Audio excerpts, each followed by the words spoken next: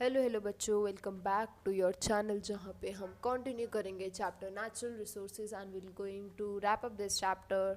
So last topic that will going to do today is greenhouse effect. So let's get started.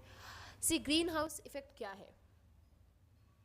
बिल्कुल word जो आप सुन रहे हो और जो सोच रहे हो इसके हिसाब से बिल्कुल सही सोच रहे हो. ग्रीन हाउस इफेक्ट मतलब कि बेसिकली एक एक्सपेरिमेंट से आया है, ठीक है, जो आपके जो विंटर्स जहाँ पे कंट्रीज़ होती हैं जहाँ पे ज़्यादा ही विंटर्स होती हैं वहाँ पे विंटर्स में अब जो समर फ्रूट्स होते हैं वो भी उगाने होते हैं. तो उसके लिए क्या करते हैं, एक टेक्निक लगाते हैं, ठीक है, जिसमें होता क्या है, एक कांच का ग्लास का हम चेम्बर बनाते हैं. उसके अंदर हम अपने रीजनेबल जो भी हमें फ्रूट्स चाहिए, वेजिटेबल्स चाहिए, हम उनकी सीड्स को सो करते हैं और फिर वही ग्लास चेम्बर में सन लाइट की प्रेजेंस में क्या होते हैं, वो फ्रूट्स वेजिटेबल्स क्या होते हैं, उगते हैं, जर्मिनेट करते हैं. ऐसा कैसे होता है, तो हम इसी फिनोमिना के बारे में पढ़ेंगे और ये नेचर से कैसे जुड़ा है हम इसके बारे में कनेक्शन पढ़ेंगे, ठीक है. अब देखो, जो ग्रीन हाउस इफेक्ट है इसमें तीन मेजर कंपोनेंट है, that is earth, second ozone layer and third is sun. Okay, sun जो कि सुप्रीम है क्योंकि वो आपको एनर्जी प्रोवाइड कर रहा है, मेजर सोर्स ऑफ एनर्जी है. अर्थ जिस पे सर्वाइवेबिलिटी है, चाहे वो वाइल्ड लाइफ स्पीसीज की हो, ह्यूमंस की हो या प्लांट्स की हो, ठीक है, यहाँ पे स्पीसीज की क्या है, एग्जिस्टेंस है, ठीक है, लिविंग एग्जिस्टेंस है. और एक लेयर है जिसे हम बोलते हैं ओजोन लेयर, ठीक है. क्या है सबका कॉन्ट्रीब्यूशन, ये हम समझते हैं. देखो, जो सन होता है, सन से बहुत सारी रेज क्या होती है हमारी अर्थ पे आती है, ठीक है. अब इसमें से कुछ रेज होती हैं जो हार्मफुल होती है, कुछ रेज होती हैं जो यूजफुल होती हैं. बट अब नेचर का ये देखो आप कि नेचर ने कैसे क्रिएट किया है हमारी अर्थ को कि यूजफुल रेज यानी यूजफुल एनर्जी ही हम तक पहुंचनी चाहिए, लिविंग एग्जिस्टेंस तक पहुंचनी चाहिए, बाकी अनयूजफुल नहीं पहुंचनी चाहिए. क्यों अनयूजफुल नहीं पहुंचनी चाहिए? देयर इज़ अ रीज़न, क्योंकि अनयूजफुल तो हमारे काम की ही नहीं है, ठीक है. क्या पता वो अनयूजफुल हमें कुछ ऐसे प्रॉब्लम्स भी कर रही हो, ठीक है, जबकि यूजफुल हमारी बहुत सारी अलग अलग एनर्जीज बनाने में भी यूज़ हो रही है और बहुत सारी फूड प्रोसेस में भी यूज़ हो रही हैं, ठीक है. So this is the point, okay. पर ये यूजफुल और अनयूजफुल एनर्जी जो सन से आ रही है, रेज जो सन से आ रही है, ये कौन बचाता है कि यूजफुल आगे जानी चाहिए और अनयूजफुल आगे नहीं जानी चाहिए? ये प्रिवेंट करता है. एक लेयर होती है, एक शीट होती है, थिक शीट होती है, प्रोटेक्टिव शील्ड की तरह होती है, जिसे हम कहते हैं ozone layer. Got it? Ozone layer.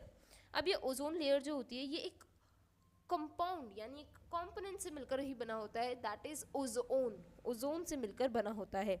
ये ओजोन जो होती है हमारी एटमॉस्फेयर, अर्थ के एटमॉस्फेयर से लगभग 23 से 25 किलोमीटर अबव प्रेजेंट होती है, ठीक है. And it is bluish in colour, okay. It is a thick, poisonous, harmful, pungent and protective layer, ठीक है. हमने थिक बोला, पॉइजनस भी बोला है, हमने हार्मफुल भी बोला है, पर वहीं पे हमने प्रोटेक्टिव भी बोला है. देखो, प्रोटेक्टिव मैंने आपको बताया क्यों, क्योंकि ये यूजफुल रेज को आने देती है अर्थ तक और अनयूजफुल को कैच कर लेती है, पकड़ लेती है, ठीक है, ताकि अनयूजफुल अर्थ तक ना जाए. क्यों? क्योंकि मैंने आपको पहले ही बता दिया, अनयूजफुल डैमेज प्रोवाइड कर रही है किसको, ह्यूमन या वाइल्ड लाइफ स्पीसीज को. Got it? सेकेंड, अभी हमने बोला पॉइजनस और पंजेंट होती है. बिल्कुल, अगर ये हमारी अर्थ के एटमॉस्फेयर से बहुत ज़्यादा ही नीचे आ जाएगी या कहीं कहीं एब्सेंट होने लग जाएगी तो काफ़ी ज़्यादा पॉइजनस भी हो सकती है. क्यों? क्योंकि जिस जगह पे मान लो ओजोन लेयर नहीं होगी, ये लेयर नहीं होगी, शीट नहीं होगी, शील्ड नहीं होगी, तो क्या होगा वहाँ पे हार्मफुल रेज भी जो सन से आ रही है वो आती रहेगी. और क्या पता जिस भी एरिया पे, जिस भी वाइल्ड लाइफ स्पीसीज पे, ह्यूमंस पे या प्लांट्स पे पड़ रही है वो डेंजर में आएंगे. यस और नो? यस. तो इसीलिए ये ओजोन लेयर क्या है, पॉइजनस भी है, हार्मफुल भी है, but at the same time it is protective in nature.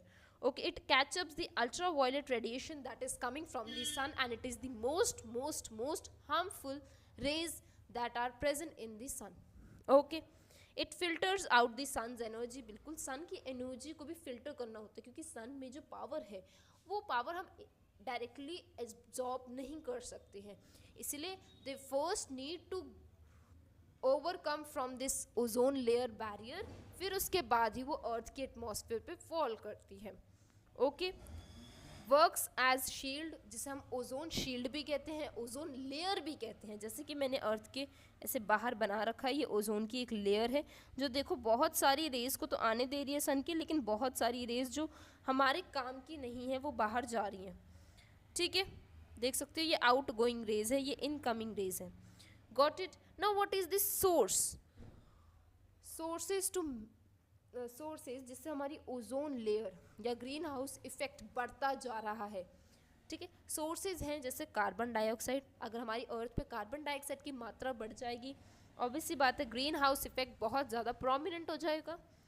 CFCs जिसे हम क्लोरोफ्लोरोकार्बन्स भी कहते हैं, जिसका मेजर सोर्स हमारे रेफ्रिजरेटर्स, ACs इन सब से होता है।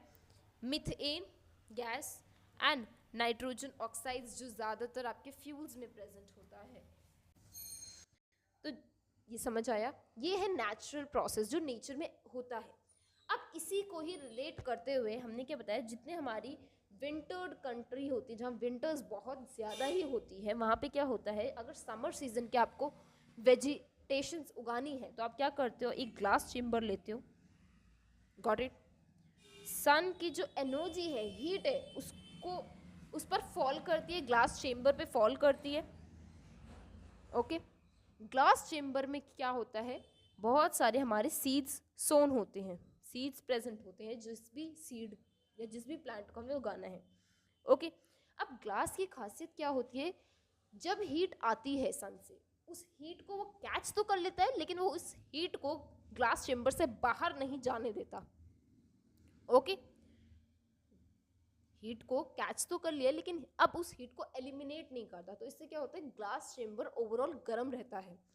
ठीक है, और इस तरीके से हम उन सीड्स को पर्टिकुलर कंडीशन, टेम्परेचर प्रोवाइड करके प्लांट्स को ग्रो करते हैं।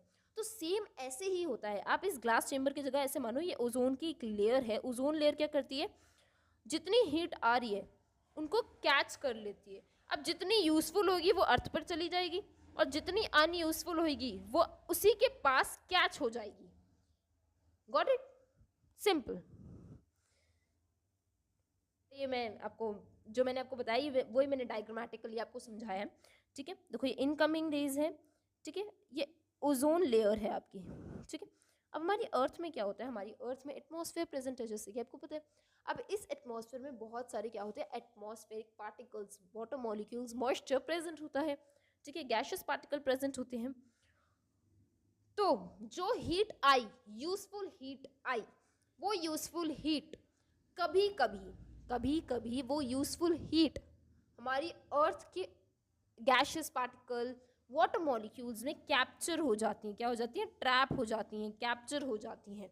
ठीक है, और जैसे ही वो ट्रैप हो जाएंगी, कैप्चर हो जाएंगी, तो वो हमारी अर्थ से बाहर नहीं जा पाएंगी, है ना, बाहर नहीं जा पाएंगी। और अगर बाहर नहीं जा पाएंगी तो यानी अर्थ के अंदर ही रहेंगी वो रेज जो सन से आई थी। अगर वो अर्थ के अंदर ही प्रेजेंट होगी तो एक बात बताओ, क्या अर्थ का जो टेम्परेचर है वो बढ़ जाएगा या कम हो जाएगा? बढ़ जाएगा। टेम्परेचर क्या हो जाएगा, बढ़ जाएगा।